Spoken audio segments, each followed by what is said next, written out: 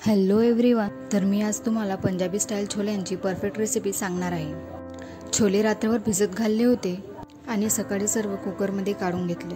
एक सुती कापडचा तुकडा घेतलेला आहे, त्यामध्ये चक्री फूल, 2 छोटी हिरवी विलायची व अर्धा चम्मच चहाची पत्ती घेतलेली आहे व कलमीचे 3 ते 4 तुकडे त्यामध्ये टाकलेले आहे। त्याची पूड बांधून घ्यायची व कुकरमध्ये टाकून घ्यायची। कुकरच्या जवळपास 3 ते 4 शिट्ट्या करून आपल्याला घ्यायचे। छोले छान प्रकारे शिजलेले आहेत, तर आता फोडणीची तयारी करूया। एका कढईमध्ये तेल गरम करून घेतलेलं आहे, त्यामध्ये तेजपान व बारीक कांद्याची पेस्ट टाकलेली आहे। कांद्याला गोल्डन कलर येईपर्यंत आपल्याला छान फ्राय करून घ्यायचं आहे। नंतर त्यामध्ये आले लसूणची पेस्ट टाकली व छान फ्राय करून घेतलं। हिरवी मिरचीचे लांबसर तुकडे करून त्यामध्ये टाकलेले आहे। मी इथे 2 हिरव्या मिरच्या घेतलेल्या होत्या।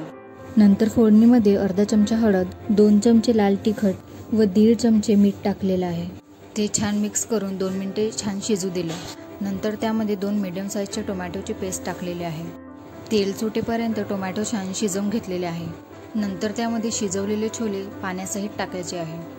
ते छान मिक्स करून प्लेट झाकून घ्यायची आहे व 10 मिनिटे आपल्याला शिजवून घ्यायचं आहे। नंतर त्यामध्ये 1 चमचा गरम मसाला टाकलेला आहे। छान मिक्स करून 5 मिनिटे शिजवून घेतलं व बारीक चिरलेली कोथिंबीर त्यामध्ये टाकली व छान मिक्स करून घेतलं। या पद्धतीने जर तुम्ही छोले बनवले तर खूप टेस्टी बनतील। रेसिपी आवडल्यास लाईक व चॅनलला सबस्क्राईब करायला विसरू नका। तर तयार आहे आपले Punjabi style chole. Recipe try करायला विसरू नका।